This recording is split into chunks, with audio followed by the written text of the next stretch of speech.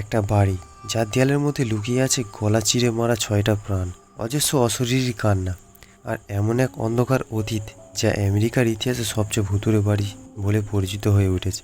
আজকে জানবো আমিটিভিল হরর হাউসের গা শিউরে ওঠা সেই সত্য ঘটনা।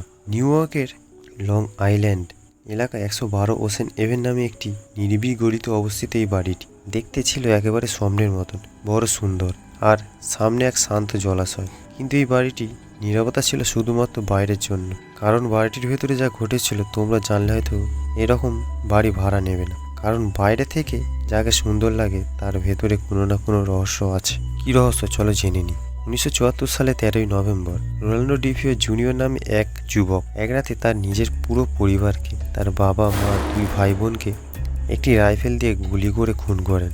রোনাল্ডো ডিভিও দাবি ছিল একটা আওয়াজ তাকে রাতে সবসময় জ্বালাতন করতো আর কানে সবসময় বলে উঠতো, ওদের মেরে দাও, এই জন্যে আমি ওদের খুন করেছি।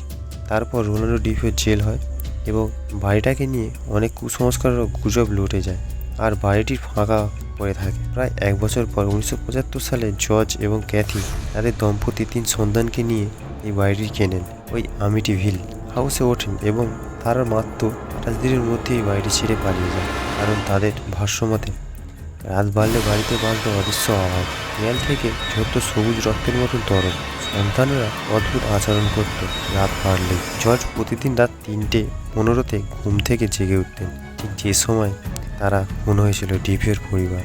ক্যাথি অজানা শক্তি দ্বারায় শারীরিকভাবে আক্রমণের শিকার হন। রাত গভীর হলে ঘুমন্ত মেসেজে বিছানা ছেড়ে শূন্যে ভেসে ওঠে।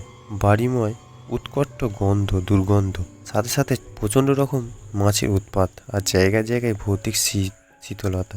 অবশেষে ধৈর্যের অগ্নিপরীক্ষায় ব্যর্থ হয়ে ক্যাথি পরিবারকে ছাড়তে হয় ওই স্বাদের বাড়িখানা।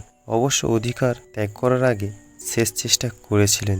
ক্যাথি ডেকে এনেছিলেন এক ফাদারকে, তাতে কোনো লাভ হয়নি, বরং সেই ফাদারকে পালাতে হয়েছিল ঊর্ধ্বশ্বাসে। তারপর ক্যাথি পরিবার রোমহর্ষক অভিজ্ঞতার কথা চাউল হয়েছিল ক্রমে।